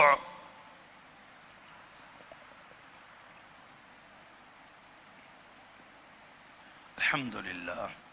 تو اس حج تمتع میں اپنے مقام سے آنے والے حاجی سب سے پہلے جو نیت کریں گے وہ حج کا احرام باندھیں گے. صرف عمرے کا احرام باندھیں گے، عمرے اور حج دونوں کا احرام نہیں باندھیں گے. عمرے کے بارے میں جو پہلے اجمالی، عمرہ 4 چیزوں کے ادا کرنے کا نام ہے.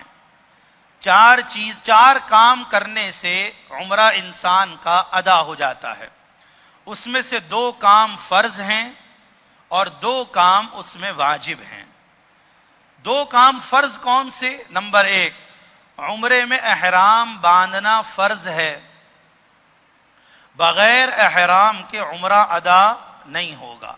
نمبر 2، بیت اللہ کا طواف کرنا، یعنی بیت اللہ کے اردا گرد 7 چکر لگانا، یہ بھی عمرے کا فرض ہے، اس کے بغیر بھی عمرہ ادا نہیں ہوگا. تو 2 کام فرض کون سے ہوئے؟ نمبر 1 احرام اور نمبر 2 بیت اللہ کا طواف کرنا. 2 کام واجب ہیں. نمبر 1 صفا مروہ کے درمیان سعی کرنا، یعنی 7 چکر لگانا. نمبر 2 مردوں کے لیے حلق یا قصر، یعنی اس طرح سے پورے بال مڑوا لینا یا مشین سے پھروا کر اپنے سر کے بال کتروا لینا. اور عورتیں قصر کرتی ہیں، قینچی سے اپنے بال کاٹ لیتی ہیں. یہ 4 کام کر لینے سے عمرہ ادا ہو جائے گا.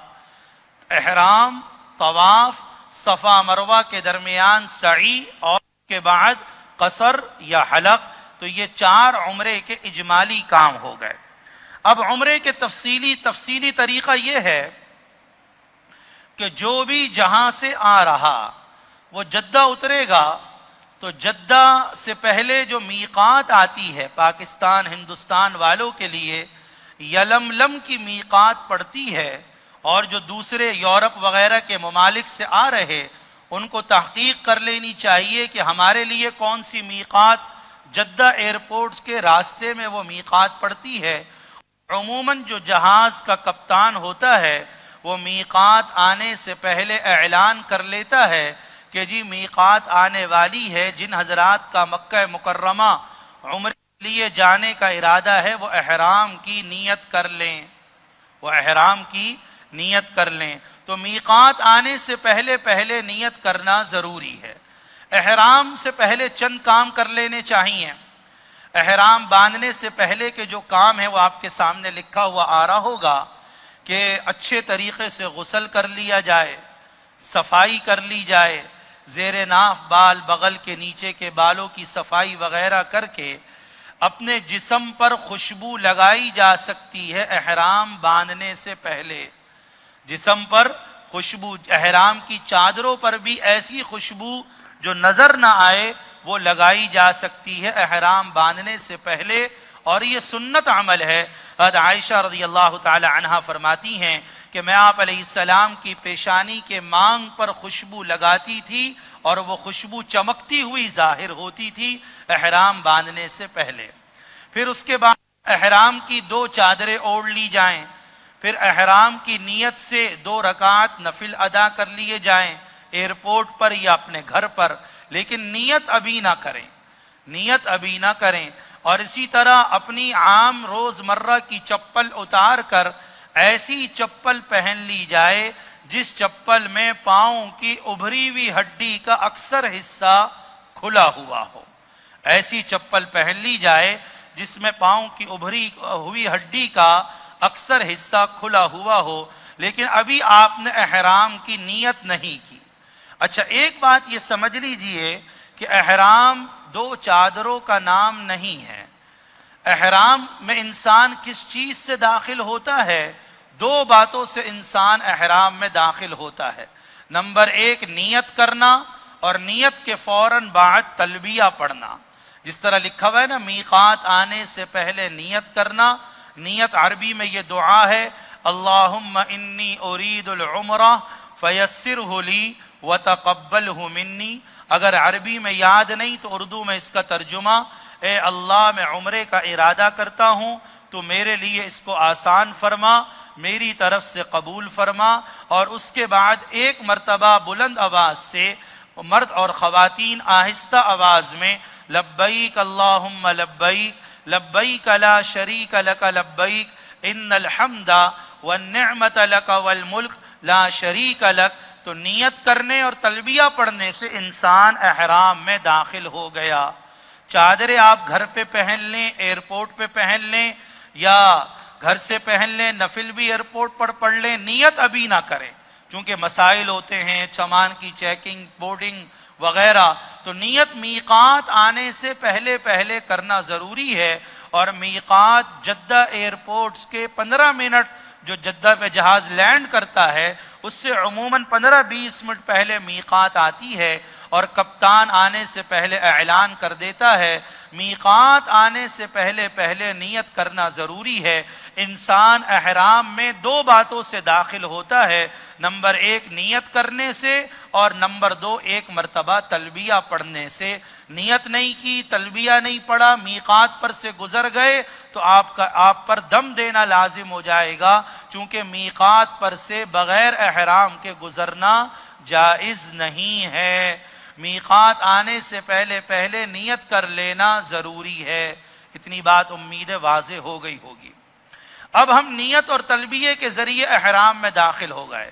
اب آگے احرام کی پابندیاں، کہ احرام کی پابندیاں کیا ہیں. احرام میں انسان نیت اور تلبیہ کے ذریعے داخل ہو گیا.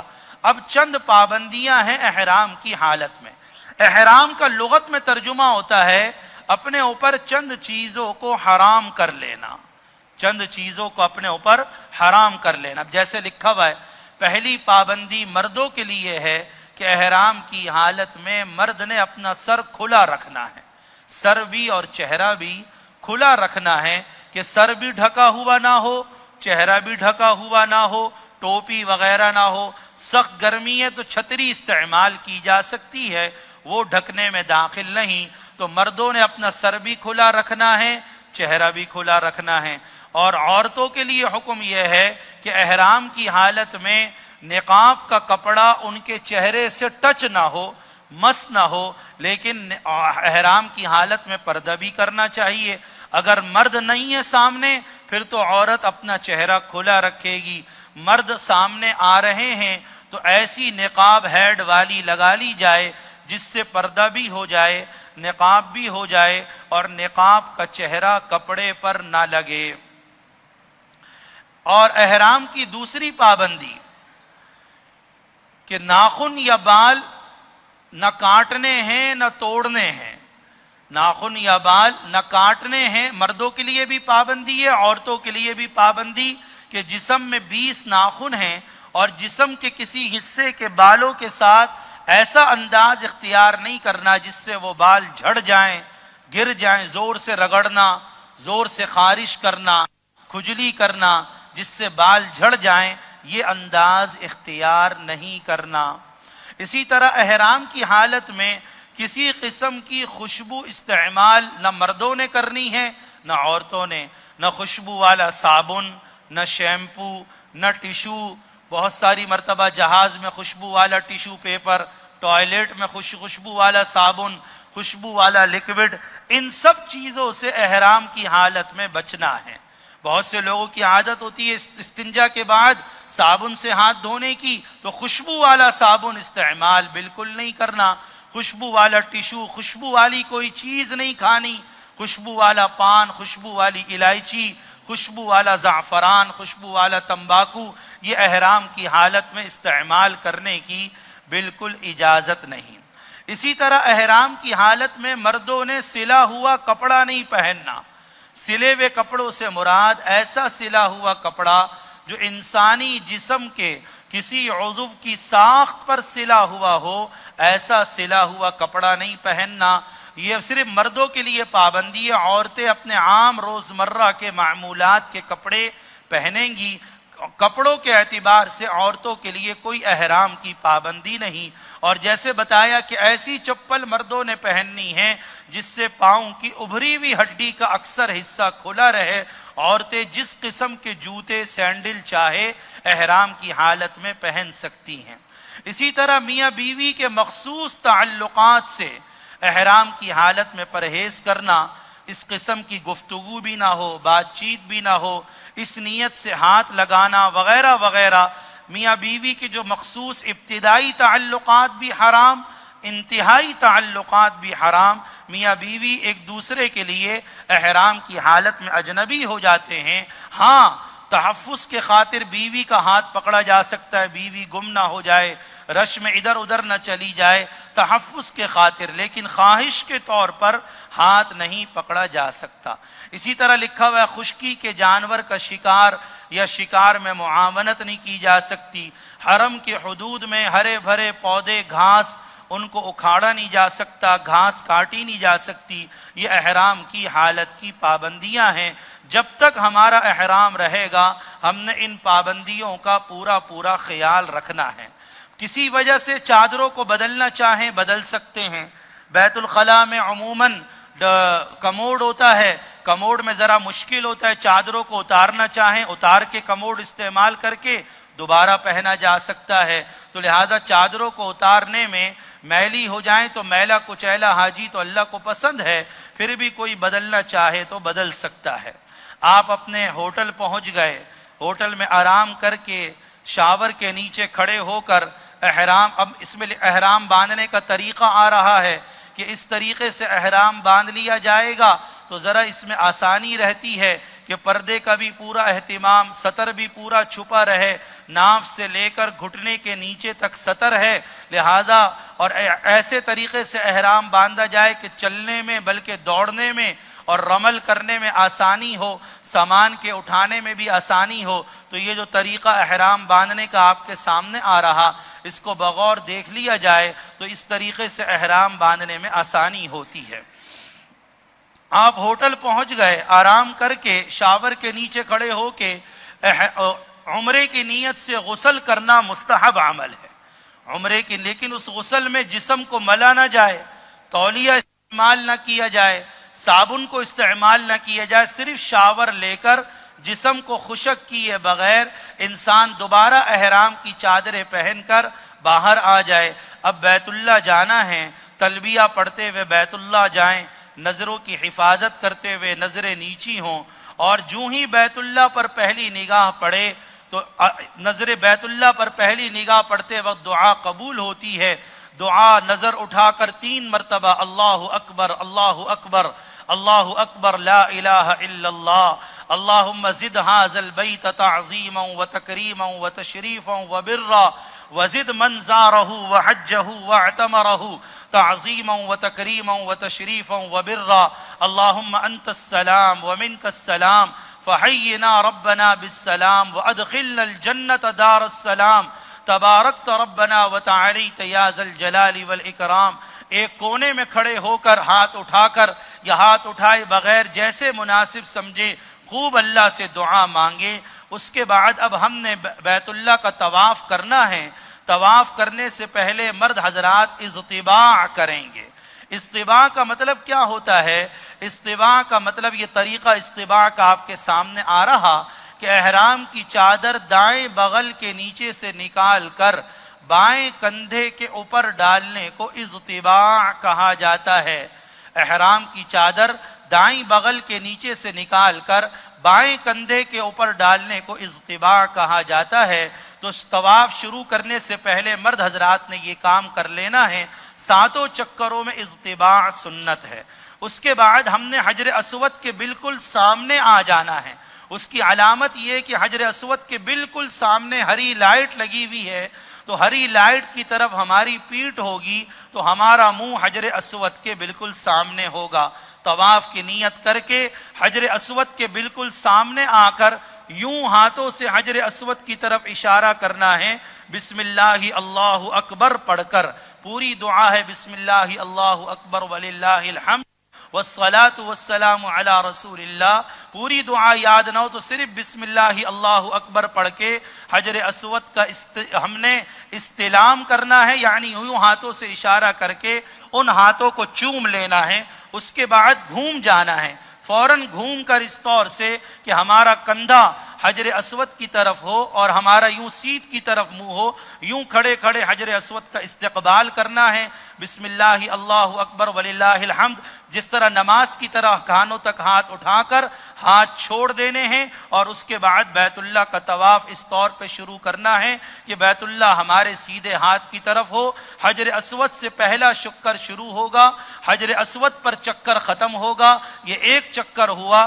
رکن یمانی تک تیسرا کلمہ پڑھنا ہے. رکن یمانی اور حجر اسود کے درمیان ربنا آتنا فی الدنیا حسنہ وفی الآخرۃ حسنۃ وقنا عذاب النار. اس طرح 7 چکر لگانے ہیں. چکر پر ایک ایک مرتبہ ہم نے استلام کرنا ہے کہ بسم اللہ اللہ اکبر وللہ الحمد پڑھ کے اپنے ہاتھوں کو چوم لینا ہے. یہ حجر اسود کا استلام 7 چکروں میں کیا جاتا ہے. اور جب یہ 7 چکر پورے ہو جائیں اس کے بعد 2 رکعت نماز مقام ابراہیم کے قریب. اچھا، مرد حضرات نے طواف کے پہلے 3 چکروں میں رمل یعنی تھوڑا اکڑ کر چلنا ہے، لیکن کسی کو تکلیف نہ ہو، اور مستورات نے اپنی عام معمولی رفتار سے چلنا ہے.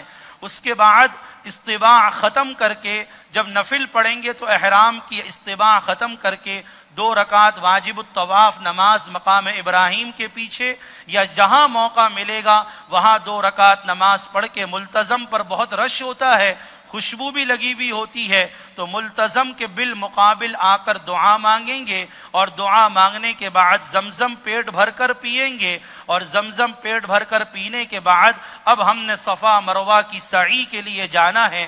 سعی کا جو راستہ ہو اسے اچھے طریقے سے معلوم کر لیا جائے، اور سعی پر جانے سے پہلے 8واں استلام کر لیا جائے.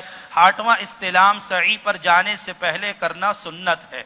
صفا پر پہنچ کر یہ دعا پڑھنی ہے، ابدأ بہ کما بدأ اللہ تعالی ان الصفا والمروۃ من شعائر اللہ. صفا پر پہنچ کر یہ دعا پڑھنی ہے، ابدأ بہ کما بدأ اللہ تعالی ان الصفا والمروۃ من شعائر اللہ فمن حج البیت او اعتمر فلا جناح علیہ ان یطوف بہما ومن تطوع خیرا فإن اللہ شاکر علیم. یہ دعا پڑھ کے اب ہم نے صفا سے مروہ کی طرف چلنا ہے، تھوڑی سی تیز رفتار سے.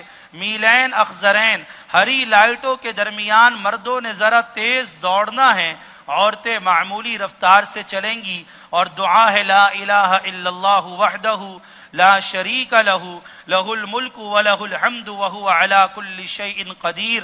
لا الہ الا اللہ وحدہ انجز وعدہ ہزم الاحزاب وحدہ ونصر عبدہ. میلین اخضرین کے درمیان کی دعا رب اغفر وارحم وتجاوز عما تعلم انک انت الاعز الاکرم. صفا سے مروہ 1 چکر، मरवा से सफ़ा दूसरा चक्कर, इस तरह 7वां चक्कर मरवा पे ख़त्म होगा। एक बात दरमियान में रह गई, तवाफ़ बैतुल्लाह का हर किस्म की नापाकी से पाक होकर करना ज़रूरी है।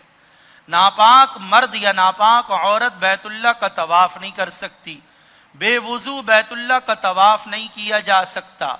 अगर औरत के मखसूस अय्याम शुरू हो गए तो वह अपनी पाकी का इंतज़ार करेगी, एहराम की हालत में अपने होटल में क़याम करेगी, जब तक पाक नहीं हो जाएगी तवाफ़ नहीं कर सकेगी। सई के लिए वुज़ू होना अच्छी बात है लेकिन ज़रूरी नहीं, कोशिश करें बावुज़ू सई की जाए, एक बात। दूसरी बात कि जो सेहतमंद तंदुरुस्त है, खड़े हो के नमाज पढ़ता है, वो तवाफ़ भी पैदल करेगा, सई भी पैदल करेगा। हाजी बाज़ दफ़ा थक जाता है, सफ़र की थकावट बहुत ज़्यादा वग़ैरह, वहाँ व्हील चेयर वाले घूम रहे होते हैं। अब आदमी सोचता है यार 200-300 रुपए दे के मैं व्हील चेयर पर सई करवा लेता हूँ, उसकी सई अदा नहीं होगी। जो सेहतमंद है, तंदुरुस्त है, खड़े हो के नमाज पढ़ता है, अपने काम काज खुद कर सकता है, वो तंदुरुस्त है, वो माजूर नहीं है, उसको सई खुद पैदल करनी है। थक गए, एक चक्कर के बाद 10 मिनट आराम कर लें, फिर दोबारा शुरू कर दें, फिर 2 चक्करों के बाद आराम कर लें, कोई मुसलसल करना तो ज़रूरी नहीं।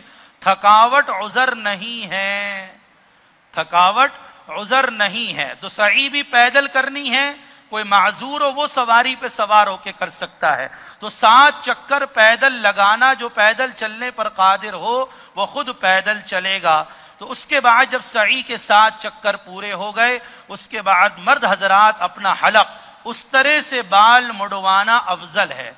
इंसान को बाज़ दफ़ा बालों से बड़ी मोहब्बत, लेकिन हुजूर अलैहिस्सलाम की दुआ उससे ज़्यादा अहम कि 3 मरतबा आपने दुआ दी, ए अल्लाह उन लोगों पर रहम फरमा जो उस तरह से बाल मुड़वा लें।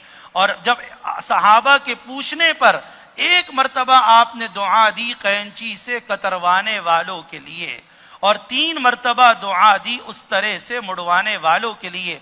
तो बाल ज़्यादा अजीज़ या हुजूर अलैहिस्सलाम की दुआ ज़्यादा अहम? तो हम सबको हुजूर अलैहिस्सलाम की दुआ, ख़वातीन मस्तूरात अपनी पूरी चुटिया खोल कर उसे लपेट कर 1 उंगली के पोरे के बकदर कैंची से कतरवा लेंगी तो उनका कसर अदा हो जाएगा। मर्द हजरात हलक कराएंगे तो ये आप हजरात का उम्रा अदा हो गया, उम्रे के 4 काम हो गए। अब आप जब हलक या कसर हो गया, अब आपकी एहराम की पाबंदियां ख़त्म हो गईं, आप अपना एहराम खोल सकते हैं, अपने होटल जाकर आराम करें, एहराम खोलें और खुशबू वाला साबुन, अपने आम रोज़मर्रा के कपड़े, और जितना वक्त वहाँ पर गुजरे बैतुल्लाह के नफली तवाफ़ में वक्त गुजारें, खूब वहाँ पर इबादत करें। और जब हज आएगा तो इंशाअल्लाह हज अदा करेंगे। हज के बारे में 3 बातें याद, सिर्फ मुख्तसर तौर पर अर्ज करूंगा कि हज 5 दिनों में 4 जगहों पे 10 काम करने का नाम हज है। 5 दिनों में 4 जगहों में 10 काम करने का नाम हज है।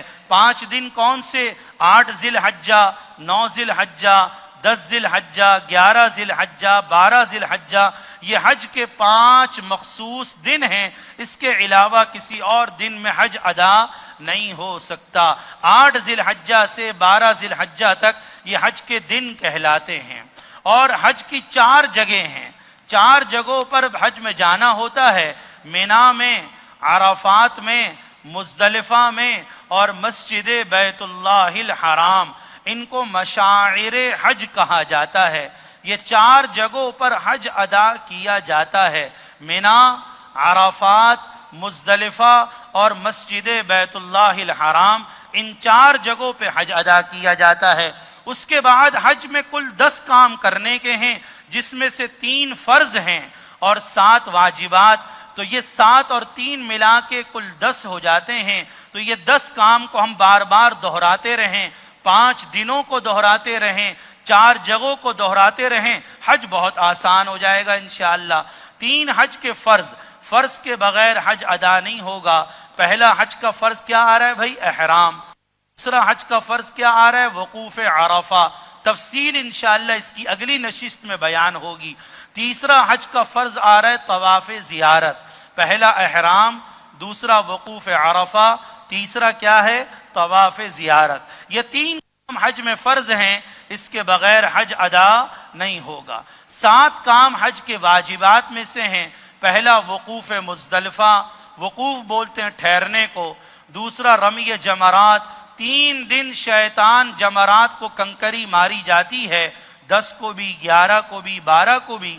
اس کی تفصیل کیا ہے وہ بعد میں آ جائے گی انشاءاللہ۔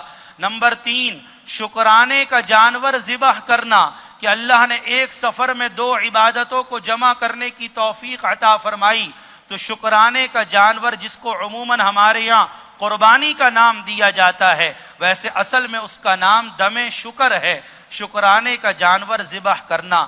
نمبر 4 حلق یا قصر کروانا۔ نمبر 5 تینوں کام ترتیب کے ساتھ کرنا، کہ پہلے جمرات کی 10 کی کنکری ماری جائے گی، پھر قربانی ہوگی، پھر حلق یا قصر ہوگا۔ تو یہ سارے کام ترتیب کے ساتھ کرنا بھی واجب ہے، ترتیب آگے پیچھے نہیں کی جا سکتی۔ نمبر 6 حج کی سعی کرنا۔ نمبر 7 طواف وداع کرنا، تو یہ رخصتی کا طواف جس کو بولا جاتا ہے۔ تو یہ حج کے کل 7 واجبات، 3 فرائض، تو 10 کام 5 دنوں میں 4 جگہوں پر ادا کرنے کا نام حج ہے۔ اس کو مسلسل دہراتے رہیں، اپنے بخش کر لیں۔ تفصیل اس کی انشاءاللہ آئندہ نشست میں ہوگی۔ اللہ عمل کی توفیق بھی عطا فرمائے، ہم سب کے حج کو آسان بھی فرمائے، قبول بھی فرمائے۔ جزاکم اللہ خیرا۔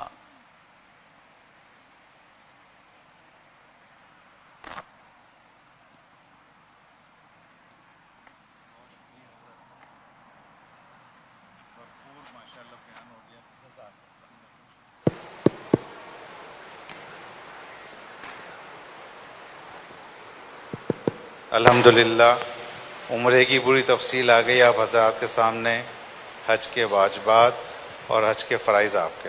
اس کی تفصیل حج کے واجبات اور فرائض کی آئندہ آئے گی انشاءاللہ۔ ہمارے پہلے عرض کیا تھا 2 نشستیں ہیں، ایک نشست ابھی آج ہو گئی ہے، ایسی انتظامی امور کی 2 نشستیں ہیں، ایک آج آپ کے سامنے مختصر آ جائے گی اور اگلی بار پوری تفصیل سے آئے گی۔ میں نے شروع میں عرض کیا تھا آپ سے کہ ہم آپ کو جدہ ایئرپورٹ پہنچا دیں گے۔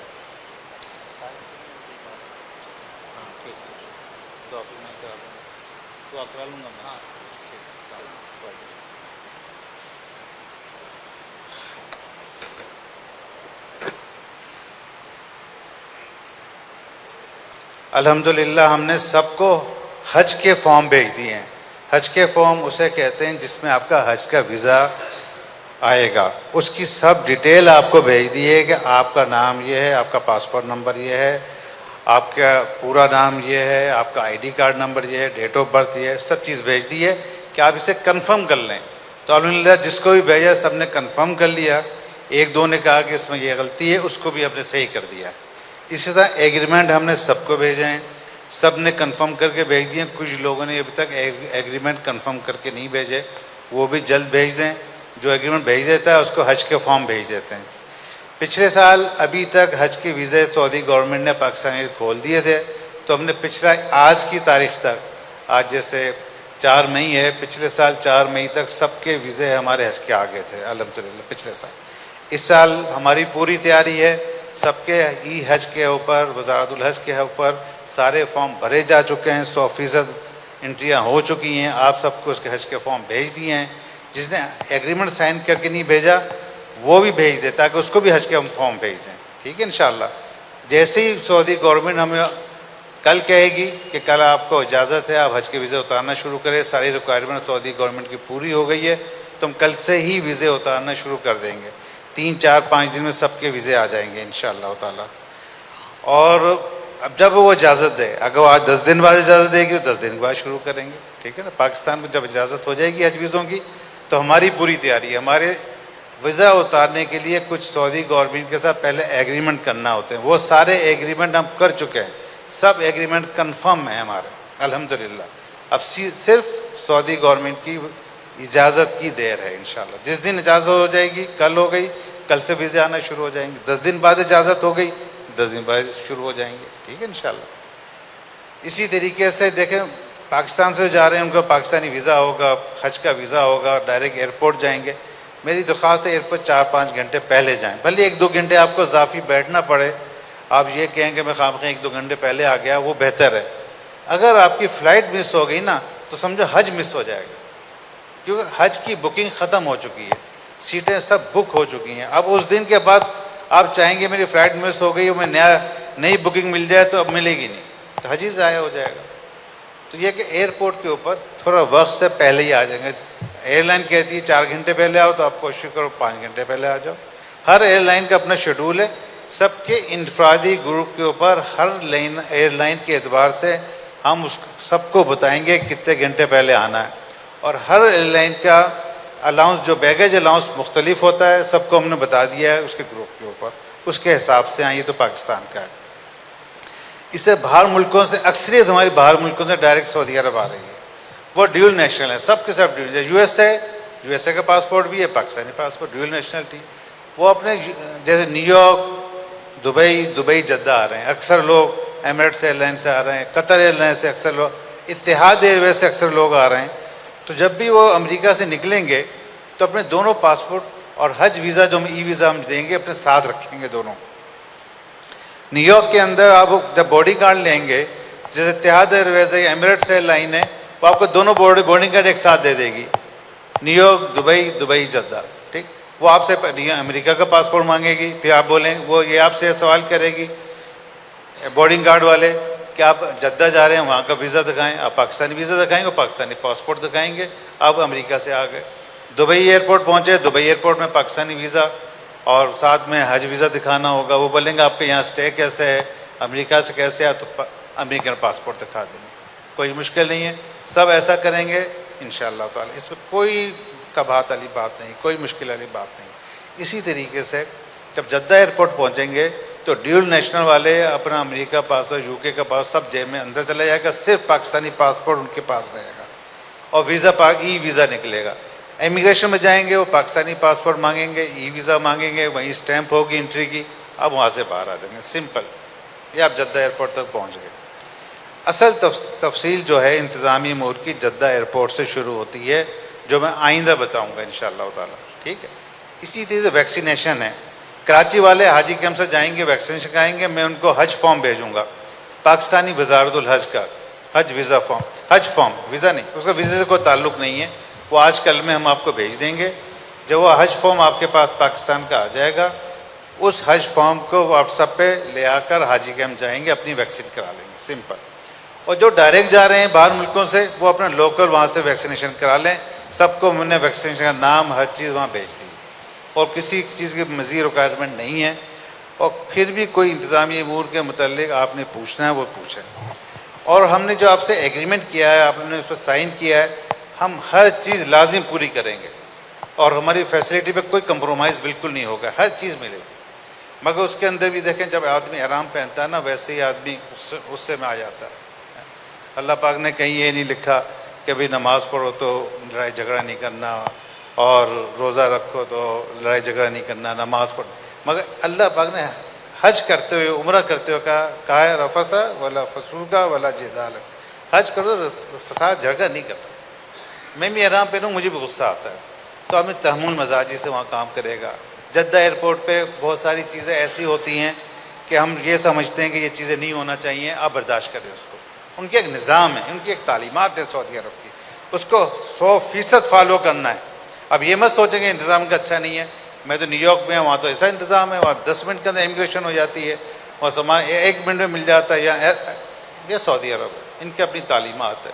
یہ 50 لاکھ لوگوں کو ہینڈل کر رہے ہیں حج کے لیے, اور بہت بڑی ایک خدمت انجام دے رہے ہیں سعودی عرب والے. تو آپ کو ہم جیسا بتائیں, وہاں کا جیسا نظام ہو سعودی عرب کا, جدہ ایئرپورٹ پہ آپ نے ویسے ہی کرنا ہے.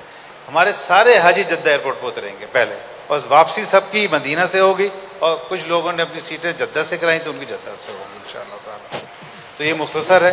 اگلی کلاس میں میری درخواست ہے, بہت اہم کلاس ہوگی, ساری انتظامی امور کے متعلق, جدہ سے مکہ کیسے جانا ہے, جدہ سے آپ نے کیا کہتے ہیں 5 اسٹار ہوٹل کیسے جانا ہے, اور پھر 5 دن ہے مینا, عرفات, مزدلفہ, وہاں سے بسوں کی ترتیب, گروپس بنانا, یہ سب تفصیل میں اگلے آپ کو اس پروگرام میں بتاؤں گا. مگر جو کراچی میں موجود ہمارے حاجی ہیں وہ لازم آئیں اس کلاس کے اندر، آمنے سامنے بیٹھ کے سوالات ہوں گے، اس میں سب کو معلومات اچھی ہو جائے گی انشاءاللہ تعالی۔ اسی طرح حج کی تفصیل بھی مفتی صاحب اگلے پروگرام بتائیں گے، اور یہ ہماری ایک بہت بڑی سعادت ہے کہ علماء اکرام کی ایک پوری جماعت ہمارے ساتھ ہے۔ آپ کو پورا حج ہم اپنی علماء اکرام کی سربراہی میں کرائیں گے انشاءاللہ تعالی، آپ بالکل فکر نہیں کرنا۔ ابھی مفتی صاحب 10 اعمال بتائے نا، حج 10 چیزوں کا نام ہے، یہ سب ہم آپ کو خود بتائیں گے، ایک ایک عمل آپ کو خود کرائیں گے، آپ کو کوئی تکلیف نہیں ہوگی انشاءاللہ تعالی۔ صحیح ہے، ہم دونوں مل کے ایک دوسرے کوآپریٹ کریں گے، ٹھیک ہے نا انشاءاللہ۔ سب کا نیت کرتے ہیں نا، پھر وقت دعا کرا لیتے ہیں، پھر انشاءاللہ اگلے پروگرام میں سب سے درخواست ہے کہ وہ لازم آئیں، اور جو کراچی کے اندر لوگ ہیں وہ لازم ہماری کلاس کو اٹینڈ کریں، یہاں پر آ کر جو آن لائن ہے وہ آن لائن دیکھ لیں۔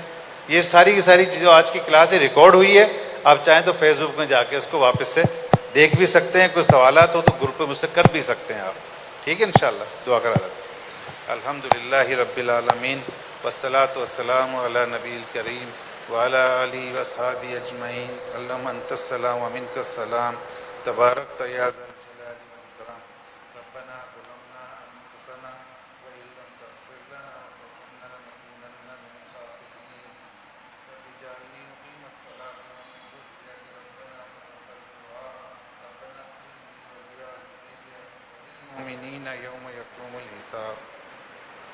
یا اللہ حج کی ہم نے نیت کی ہے، حج کی ہم نے تیاری شروع کر دی ہے، اور حج کے سارے انتظامات الحمدللہ مکمل ہو گئے ہیں۔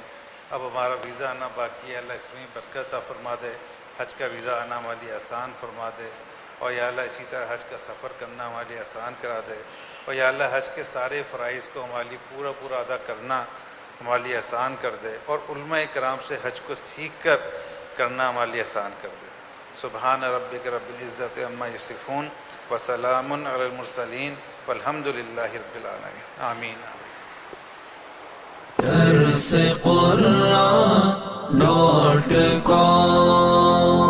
www.darsequran.com